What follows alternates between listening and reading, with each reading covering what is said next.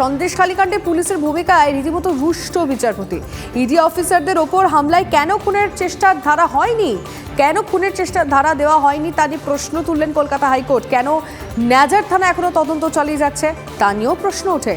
আমাদের প্রতিনিধি সৌরভ দত্তের সঙ্গে কথা বলবো। কি হলো আদালতে, কি প্রশ্ন তোলেন বিচারপতি, জানার চেষ্টা করবো, এবং আইনজীবীর তরফেও বা কি বলা হয়। সৌরভ, লিমা, দেখো, কলকাতা হাইকোর্টের যা পর্যবেক্ষণ তা কিন্তু রাজ্য পুলিশের ক্ষেত্রে অত্যন্ত একটি কড়া বার্তা। পুরো ঘটনার পর থেকে প্রায় 11 দিন পার হয়ে গিয়েছে, এখনো পর্যন্ত মূল অভিযুক্ত শেখ শাহজাহান ধরা পড়েনি। গ্রেফতার যে 4 জন হয়েছে তাদের মধ্যে কোনো উল্লেখযোগ্য গ্রেফতার কিন্তু নেই। যেখানে ভিডিও ফুটেজে পরিষ্কার জিয়াউদ্দিন মোল্লাকে দেখা যাচ্ছে, যিনি সরবেরিয়া আগারহাটি গ্রাম পঞ্চায়েতের প্রধান, লাউখালীর বাসিন্দা। তিনি ওই ঘটনাস্থলে একেবারে সম্মুখ সমরে ছিলেন। সেখানে সেই ভিডিও ফুটেজে চিহ্নিত জিয়াউদ্দিন মোল্লা এখনো পর্যন্ত ধরা যায়নি। এমনকি শেখ শাহজাহানের যারা প্রভাবশালী ওই এলাকায়, তার অনুগামী, তার ঘনিষ্ঠ, কাউকেই এখনো পর্যন্ত কিন্তু পুলিশ ধরতে পারে। ফলে স্বাভাবিকভাবেই নাজার পুলিশের তদন্ত প্রশ্নের মুখে পড়েছে আদালতের কাছে, এবং সার্বিকভাবে রাজ্য পুলিশের ভূমিকাও আদালতের কাছে প্রশ্নের মুখে পড়েছে। এত কিছুর পরে পুলিশ নড়ে চড়ে বসে কিনা এখন এটাই দেখার। সৌরভ, অনেক ধন্যবাদ। রাজনৈতিক মহলে কে কি বলছেন একটু শুনি। শাহজাহানকে পুলিশ রেখেছে, মামলা যতক্ষণ না সেন্ট্রাল এজেন্সির হাতে যাবে ততক্ষণ তো সিবিআইকে, এনআইএকে আপনি তো দায়ী করতে পারবেন না। কারণ ওখানে যে ভৌগোলিক অবস্থা, জল জঙ্গল মিলিয়ে ওই সুন্দরবন এলাকায় যদি সেন্ট্রাল এজেন্সি বিএসএফ সিআরপিএফের সাহায্য নিয়ে তাদের পদ্ধতি অনুযায়ী তদন্ত করে না তুলতে পারে, পুলিশ তুলে দেবে না, কারণ পুলিশের সংরক্ষণেই এরা আছে। কি করবো, তো সরকারের দায়িত্ব, রাজ্য সরকারের দায়িত্ব, আর যারা তদন্ত করছেন তাদের দায়িত্ব। প্রশাসন সঠিক পদক্ষেপের মধ্যে দিয়ে কাজ করছে, পুলিশ নিরপেক্ষভাবে কাজ করছে। ইতিমধ্যেই 4 জনকে অ্যারেস্ট করেছেন। কোথাও কোথাও পুলিশের কিছু বাধ্যবাধকতা থাকে, তারা প্রকাশ্যে সব কিছু জানাতে পারে না। মাথায় রাখবেন, এটা বাংলা, এটা উত্তরপ্রদেশ নয়, যেখানে বিজেপি শাসিত রাজ্যে তথ্য প্রমাণ লোপাটের জন্য এনকাউন্টারের নামে দুষ্কৃতীদের গুলি করে মেরে দেওয়া হয়। স্বয়ং ডিজি নিজে বলেছেন অবিলম্বে যত তাড়াতাড়ি সম্ভব ব্যবস্থা নিতে হবে। Trinamool Congress zero tolerance two corruption শুধু মুখে নয়, কাজে করে দেখায়, প্রয়োজন হলে ভবিষ্যতেও করে দেখায়।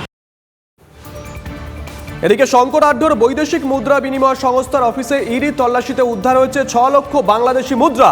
গতকালই আমরা দেখেছিলাম লিমা, একাধিক জায়গায় ইডি তদন্তকারী আধিকারিকরা পৌঁছে গেছিলেন, এবং যেমনটা জানা যাচ্ছে একটি অফিস থেকে 6 লক্ষ বাংলাদেশি মুদ্রা উদ্ধার করা হয়েছে। এই টাকা এলো কোথা থেকে? অরিত্র আমাদের সঙ্গে রয়েছেন, আমাদের সহকর্মী। অরিত্র, কি মনে করছেন গোয়েন্দারা?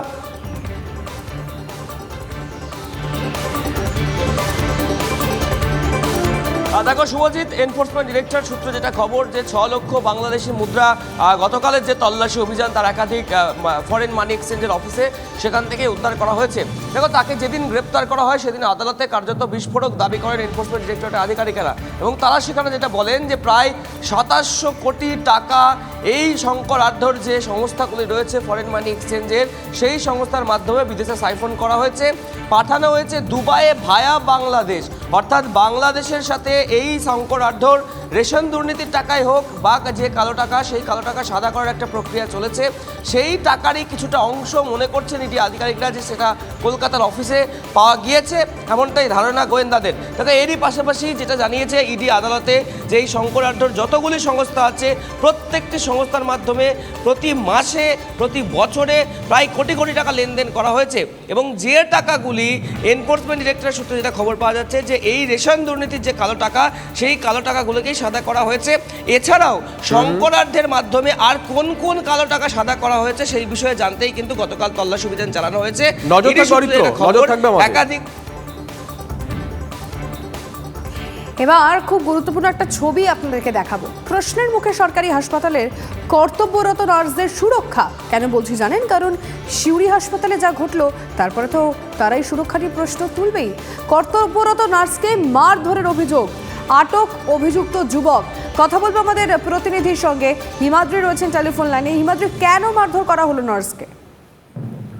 দেখো, একেবারে দুর্ভাগ্যজনক ঘটনা, কারণ গতকাল আমরা আশুরি সদর হাসপাতালে দেখলাম যে রোগীর আত্মীয়ের পক্ষ থেকে নার্সকে মারধর করা হয়েছে। যে ইঞ্জেকশন যে ডিসপোজাল লিফটার রয়েছে সেই যন্ত্রপাতি দিয়ে মারধর করা হয়েছে। গুরুতর আহত অবস্থায় শিলিগুড়ি সদর হাসপাতালে নার্স ভর্তি হয়েছে। অভিযুক্ত যুবককে যদিও আটক করেছে পুলিশ, কিন্তু প্রশ্ন উঠছে যে হাসপাতালে যেখানে ডাক্তার নার্সেরা চিকিৎসা করবে তাদেরকেই যদি এইভাবে মারধর করা হয় তাহলে কিভাবে তারা চিকিৎসা ঠিকঠাকভাবে করতে পারবে। যদিও এই বিষয়ে এখনো পর্যন্ত কোনো বড় পদক্ষেপ নেওয়া হয়নি বা গ্রেপ্তার করা হয়নি, কিন্তু যেটা হাসপাতাল সূত্রে জানা যাচ্ছে যে ওই নার্সদের যে কাউন্টার রয়েছে সেখানে ঢোকার চেষ্টা করছিল ওই যুবক যে ওয়ার্ডের ভিতর, তখন তাকে বাধা দিতেই নার্সদেরকে মারধর করা হয়েছে এবং এই ঘটনা ইতিমধ্যে অভিযুক্ত যুবককে আটক করেছে শিউড়ি থানার পুলিশ। বেশ, নজর থাকবে। অনেক ধন্যবাদ হিমাদ্রি।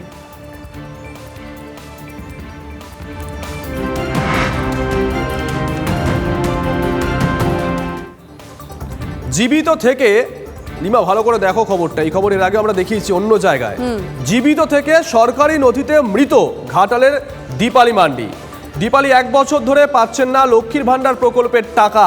এটা একটা নয়, বারবার বলছে এই খবর বা এই অভিযোগ কিন্তু বিভিন্ন জায়গা থেকে উঠে আসছে।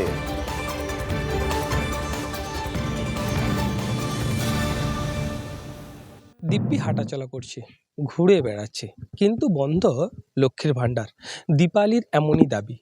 দীপালি জানাচ্ছেন, লক্ষ্মীর ভাণ্ডার পোর্টালে তাকে দেখানো হচ্ছে সে মৃত। দুয়ারে সরকারে খোঁজ নিয়েছি, সেখানে যে অনলাইনে তারা সার্চ করেছে কম্পিউটারে, তারা আবার বলেছে যে মানে আমি মৃত। ঠিক আছে, ওখানে দেখাচ্ছে আমি মৃত।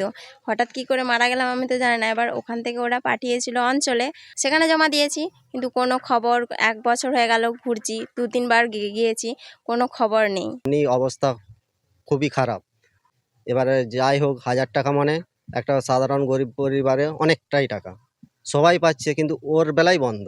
হ্যাঁ, উনি আগের যে তৃণমূল বোর্ড ছিল ওখানে অনেকবার জানিয়েছে, কিন্তু আমরা বিজেপি বোর্ড, আমরা এই নতুন বসেছি, আমরা মানুষের পাশে আছি। আমার দিকে এই কিছুদিন আগে জানিয়েছে, আমরা সেই মতো আমার অঞ্চলে বলে আমি মহকুমা প্রশাসন, ব্লক প্রশাসন সকলকেই জানিয়েছি যাতে এই সমস্যার দ্রুত সমাধান হয়। এখন দেখার প্রশাসনের কবে টনক নড়ে, কবে এই গৃহবধূ আবার তার রাজ্যের সরকারের মুখ্যমন্ত্রীর যে 1000 টাকা করে লক্ষ্মীর ভাণ্ডার তা সে কবে পায়। পশ্চিম মেদিনীপুরের ঘাটাল থেকে অসীম বেরা, টিভি 9 বাংলা।